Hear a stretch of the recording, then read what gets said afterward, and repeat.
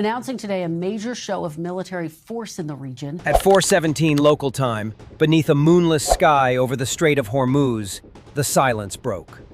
The USS Gerald R. Ford, the most advanced aircraft carrier ever built, was cutting through the narrow waters with deliberate precision.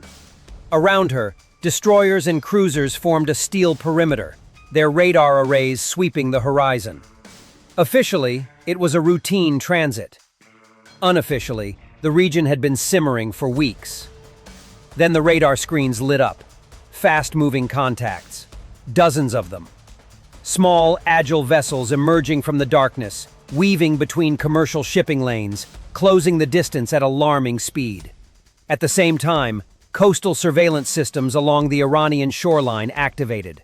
Signals traffic surged. Drone feeds flickered to life. What had seemed like another tense but controlled passage through one of the world's most volatile chokepoints was about to become something far more dangerous. Radio warnings were issued. They were ignored. Within minutes, the first escalation occurred. A sudden flash from the coastline. Heat signatures rising fast. Defensive systems aboard the carrier strike group reacted instantly. Alarms echoed through steel corridors as sailors rushed to battle stations. Above deck, fighter jets sat armed and ready, pilots already strapped in. The Strait of Hormuz is barely wide enough for comfort. On one side, Iran's rugged coastline. On the other, the open waters leading to the Persian Gulf. Nearly a fifth of the world's oil supply passes through this narrow corridor. A confrontation here doesn't just threaten ships, it threatens the global economy. What happened next stunned military analysts around the world. Swarm tactics met layered defense. Electronic warfare systems clashed in an invisible battle across the spectrum. Drones filled the sky. Anti-ship missiles were reportedly launched from concealed positions along the coast. The U.S. Navy's Aegis systems tracked incoming threats at near-light speed. Interceptors streaked upward. Close-in defense guns roared to life. For the first time in its operational history, the USS Gerald R. Ford faced a full-spectrum maritime assault in one of the most strategically sensitive waterways on Earth. But this wasn't just a test of firepower. It was a test of doctrine, technology, and nerve. Could small, fast-attack craft overwhelm the defenses of a nuclear-powered supercarrier? Could coastal missile batteries change the balance of power in confined waters? Or would the Ford's cutting-edge systems, designed for 21st century warfare, prove untouchable? Satellite imagery later revealed damage in unexpected places. Oil prices spiked within hours. Regional airspace shut down. Governments convened emergency sessions. Yet in the fog of war, information was scarce, and rumors spread faster than confirmed reports. Some say the confrontation lasted less than 30 minutes. Others claim it stretched for hours in rolling waves of attack and counterattack. What is confirmed is this. That night in the Strait of Hormuz marked one of the most dangerous direct naval confrontations between Iran and the United States in modern history. In this video, we break down what led to the clash, how the battle unfolded minute by minute, and why the outcome may have reshaped the balance of power in the Middle East. Because sometimes, in the narrowest waters, the smallest spark can threaten the world. Before the first radar contact appeared on American screens, the Strait of Hormuz had already become a pressure chamber. For weeks, tensions between Iran and the United States had been building in quiet but unmistakable ways. The strait itself is one of the most strategically vital waterways on Earth. At its narrowest point, only about 21 nautical miles wide, with even tighter designated shipping lanes for inbound and outbound traffic. Nearly a fifth of the world's globally traded oil passes through this corridor each day, along with vast quantities of liquefied natural gas. Any disruption here can ripple instantly through energy markets from Tokyo to London. In the months leading up to attaching new sanctions on Iranian oil exports, Washington had increased its naval presence in the region, rotating additional destroyers and surveillance aircraft into the Fifth Fleet's area of responsibility. Officially, the deployments were framed as deterrence, meant to ensure freedom of navigation and reassure Gulf allies. Unofficially, they were a signal that the United States was prepared to respond to any attempt to threaten commercial shipping. Iran, for its part, has long viewed heavy U.S. naval activity near its coastline as a provocation. the memory of past confrontations, such as the 1988 naval clashes during Operation Praying Mantis, remains deeply embedded in Iranian strategic thinking. In the weeks before the incident, there were multiple close encounters at sea. U.S. Navy reports confirmed that Iranian fast attack craft had approached American vessels at high speed on several occasions, sometimes coming within a few hundred yards before veering off. Iranian officials countered that their forces were conducting routine patrols in sovereign waters. Each side accused the other of reckless behavior. The margin for error grew thinner with every interaction. Adding to the volatility was a series of unexplained disruptions to commercial navigation systems. Several tankers transiting the strait reported temporary GPS interference, forcing crews to rely on backup navigation methods. While electronic interference is not unprecedented in contested maritime zones, intelligence sources later suggested that both sides had intensified electronic warfare testing in the area. Drones were spotted overhead more frequently, some believed to be Iranian surveillance platforms launched from coastal bases, others likely American reconnaissance assets monitoring missile sites and radar installations along the shoreline. Meanwhile, satellite imagery indicated heightened activity at several known Iranian coastal defense positions. Iran has invested heavily in anti-ship missile systems designed specifically for the geography of the strait. Mobile launchers, capable of firing sea-skimming cruise missiles, can be concealed within mountainous terrain and relocated quickly. Military analysts have long warned that the confined waters would compress reaction times in the event of an attack. A supercarrier operating in the open ocean enjoys vast maneuvering space. In the Strait of Hormuz, that space shrinks dramatically. 3 days before the confrontation, regional oil prices spiked after rumors circulated that Iran had conducted a live-fire missile drill near a key shipping lane. While Tehran announced the exercise as defensive and routine, shipping insurers quietly raised premiums for vessels transiting the area. A confidential advisory reportedly sent to several Gulf shipping companies warned of an elevated probability of rapid escalation between state actors. Though not publicly acknowledged, that advisory prompted at least 2 major energy firms to delay tanker departures by 24 hours. On the American side, the arrival of the USS Gerald R. marked a symbolic shift. As the newest and most technologically advanced aircraft carrier in the U.S. Navy, her presence carried strategic weight. Equipped with advanced radar systems, electromagnetic aircraft launch technology, and a full complement of strike fighters, the Ford represented not just deterrence, but dominance. Her transit through the strait was intended to demonstrate confidence and operational readiness. Yet some defense observers privately questioned whether showcasing such a high-value asset in such confined waters was a calculated risk. Iranian state media amplified rhetoric in the days leading up to the passage, declaring that no foreign force can operate unchallenged in the Persian Gulf. Senior commanders within the Islamic Revolutionary Guard Corps Navy reportedly ordered increased patrol density during the carrier's approach.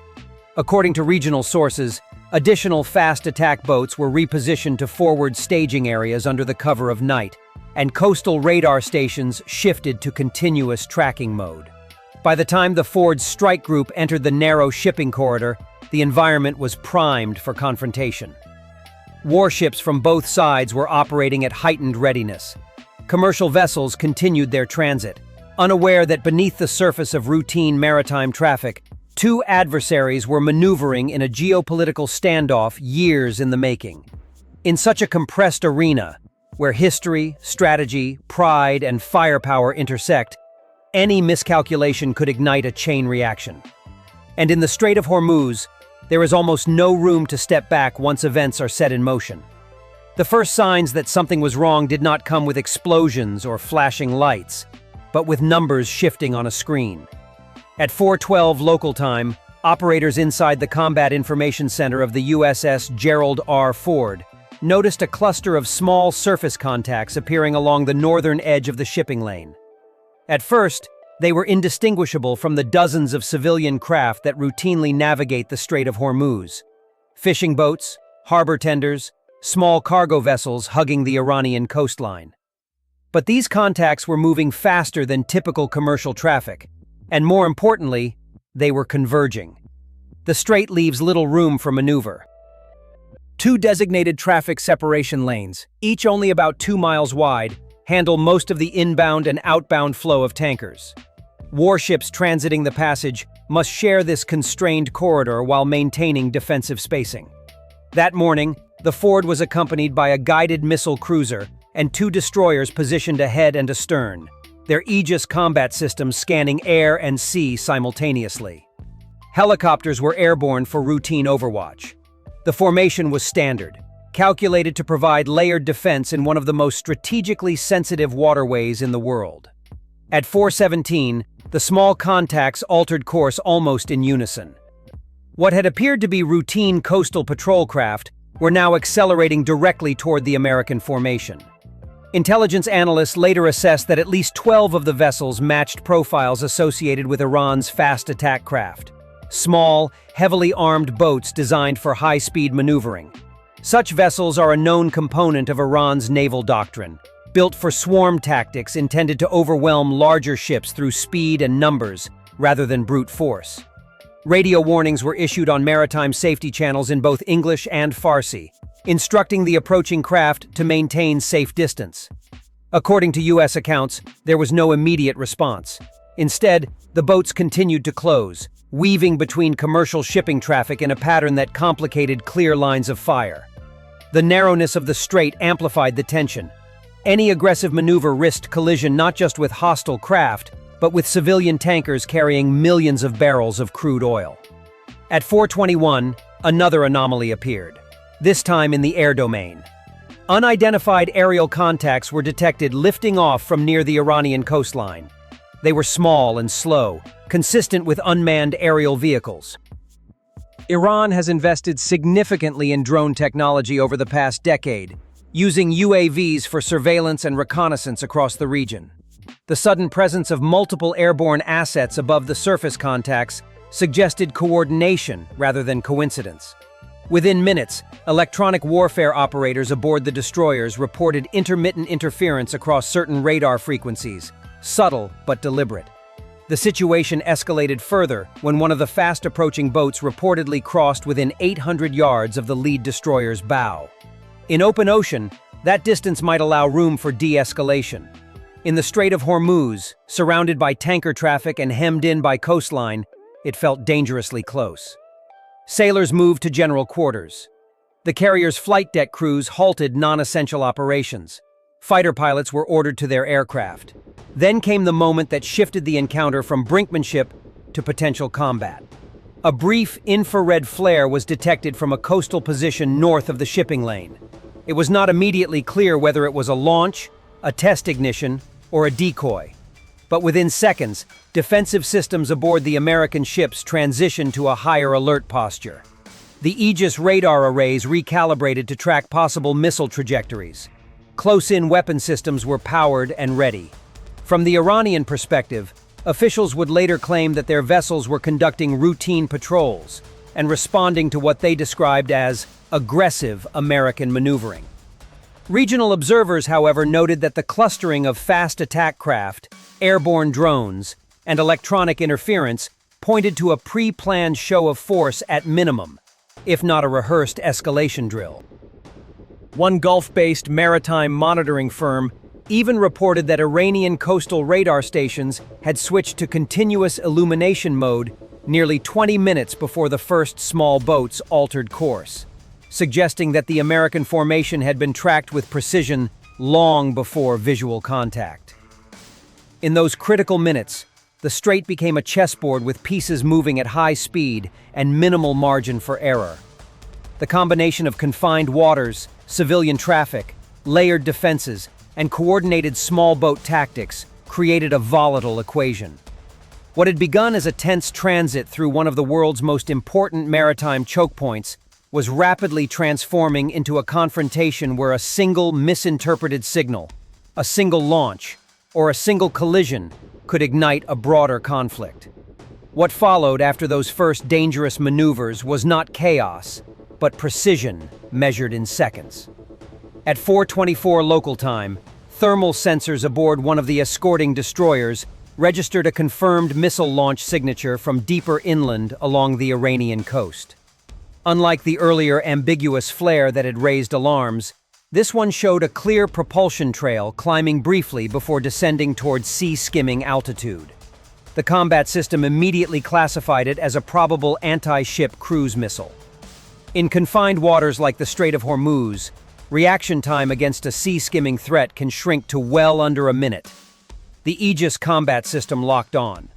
Within moments, a standard missile interceptor was launched from the forward destroyer's vertical launch system. Sailors later described the sensation as a contained thunderclap beneath their feet, as the interceptor cleared its cell and streaked toward its target. Radar tracking indicated a successful mid-course correction, and seconds later the inbound contact disappeared from the screen. Debris was later reported falling harmlessly into the water several miles from the carrier's projected path. It was the first confirmed exchange of fire. Almost simultaneously, the fast attack craft that had been closing distance shifted formation. Rather than maintaining a single vector, they split into multiple groups, approaching from staggered bearings. This mirrored Iran's publicly documented swarm doctrine, designed to saturate defensive systems and complicate targeting solutions. Some boats appeared to deploy smoke canisters, creating visual clutter across the waterline. Others increased speed dramatically, their wakes cutting sharp angles through the shipping lane. The carrier strike group responded with layered defense. Helicopters already airborne repositioned to provide overwatch, relaying live targeting data. Warning shots were reportedly fired from a destroyer's deck gun after one craft crossed a predetermined defensive perimeter. At the same time, electronic warfare teams activated jamming systems intended to disrupt guidance links between coastal radar installations and any additional missile batteries. Spectrum interference intensified, with both sides attempting to blind the other's sensors. Then the airspace changed. Two F/A-18 Super Hornets launched from the deck of the USS Gerald R. using its electromagnetic aircraft launch system, a technology designed to provide smoother acceleration compared to traditional steam catapults. Their rapid departure signaled that the confrontation had moved beyond surface maneuvering. Armed but operating under strict rules of engagement, the fighters climbed into a holding pattern while scanning for additional launch platforms. Unmanned aerial vehicles detected earlier were now being tracked more aggressively, and one drone reportedly veered dangerously close to the carrier's airspace exclusion zone before losing signal. Whether due to mechanical failure or electronic interference remains unclear. At 4:31, a second missile launch was detected, this time from a mobile coastal platform believed to be positioned further east. Unlike the first, the missile altered trajectory mid-flight, suggesting terminal guidance correction. Defensive systems engaged again, but this time the intercept occurred much closer to the American formation. Fragments from the destroyed missile reportedly splashed down within visual range of the cruiser escort. The narrowness of the strait amplified the psychological impact. Explosions echoed off the surrounding terrain, compressing sound and distance. The surface battle intensified. Several fast attack craft were now within engagement range of naval guns and armed helicopters.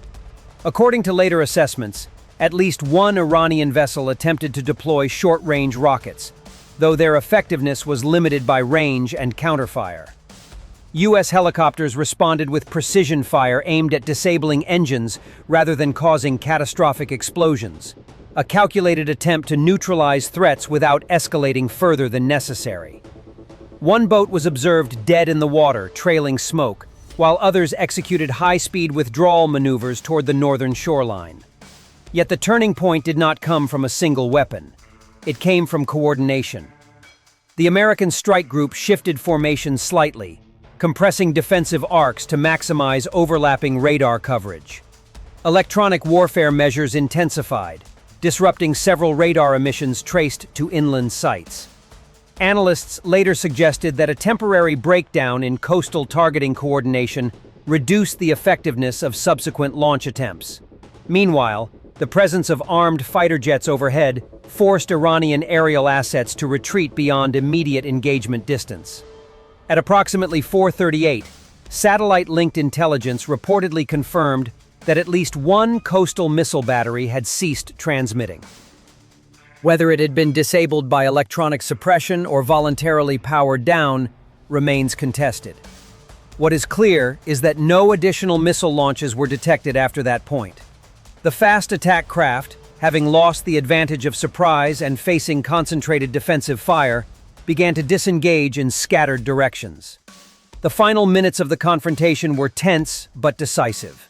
A last cluster of small boats approached within what U.S. commanders described as an unacceptable threat envelope. Naval gunners fired controlled bursts, and one vessel was seen sharply reducing speed before turning back toward Iranian waters.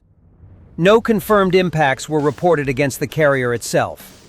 Escort ships sustained no critical damage, though minor superficial damage from debris and shockwaves was later acknowledged. By 4:45, the intensity had dropped as quickly as it had risen. The Strait of Hormuz, moments earlier a battlefield of radar locks and missile trails, returned to an uneasy stillness. Commercial tankers that had altered course during the exchange slowly resumed transit. Smoke dissipated over the water. Overhead, the Super Hornets maintained patrol patterns until commanders were satisfied that the immediate threat had subsided. The aftermath unfolded in layers. Initial casualty reports were limited and contested. Iranian sources claimed that their forces had successfully demonstrated deterrence against what they described as intrusive maneuvers. U.S. officials emphasized the effectiveness of defensive systems and restraint under pressure. Independent maritime monitors later confirmed that at least 2 small vessels required tow assistance back to port, while no major U.S. assets were lost or critically damaged. The broader consequences were immediate. Energy markets reacted within hours, with oil prices briefly spiking amid uncertainty about potential follow-on actions. Regional airspace advisories were updated. Diplomatic channels, reportedly active throughout the confrontation, intensified communication to prevent further escalation. Both sides moved additional forces into heightened readiness postures, though neither publicly declared an expansion of hostilities. In military terms, the clash demonstrated the realities of modern naval warfare in confined waters. Swarm tactics and coastal missile systems can create genuine danger, even for advanced carrier strike groups. At the same time, layered defense, integrated radar networks, and air superiority remain formidable counters.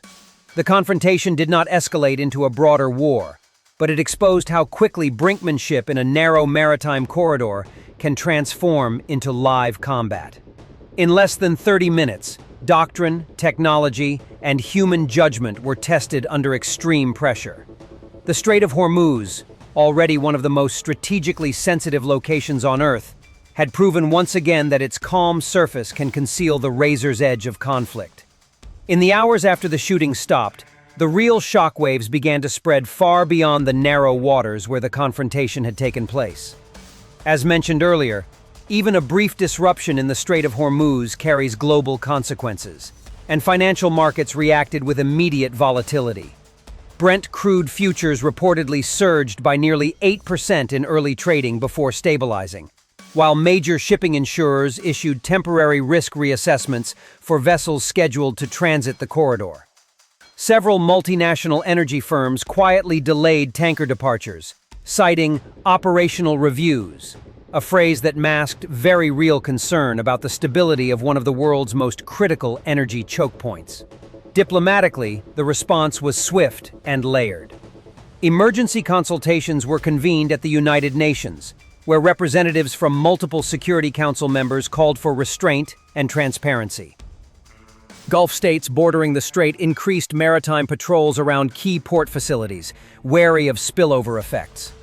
Though no country formally invoked collective defense agreements, behind-the-scenes communications intensified between Washington and regional allies. Military hotlines that had remained largely procedural in recent years were suddenly active with urgent exchanges aimed at preventing misinterpretation of troop movements or radar activity. Iranian officials framed the confrontation as a defensive response to what they described as an assertive foreign naval posture near their coastline. U.S. officials, in contrast, emphasized freedom of navigation and characterized their actions as measured and proportional. Both narratives were crafted carefully, signaling firmness without openly declaring escalation. Analysts noted that neither side appeared eager to cross the threshold into sustained conflict, despite the intensity of the exchange described earlier. One of the more immediate consequences was an increase in military readiness across the region.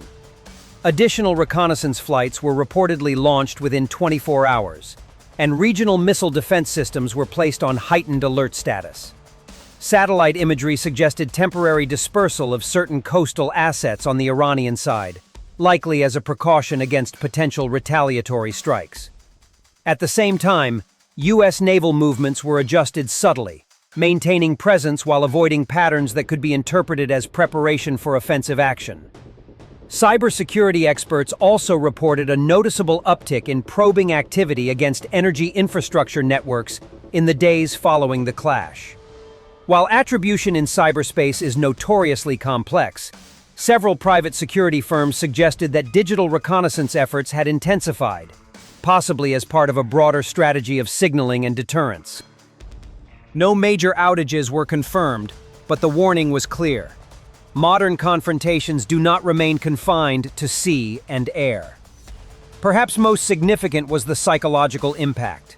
Shipping captains transiting the strait in the days afterward described a palpable tension, even as traffic resumed normal flow. Insurance premiums remained elevated for nearly a week. Regional stock exchanges experienced brief dips before recovering. The confrontation had lasted less than an hour, yet it underscored how fragile stability can be in a corridor so vital to global commerce. Strategically, the incident reinforced long-standing lessons. Confined waterways amplify risk. Advanced naval systems provide formidable defense, but they do not eliminate vulnerability. As referenced earlier, the geography of the strait compresses time and space, leaving little margin for error once escalation begins. The events of that morning did not redraw borders or trigger full-scale war, but they recalibrated calculations on both sides. In the aftermath, the world was reminded that in a region where history, energy, and military power intersect, even a brief exchange can send tremors through global systems.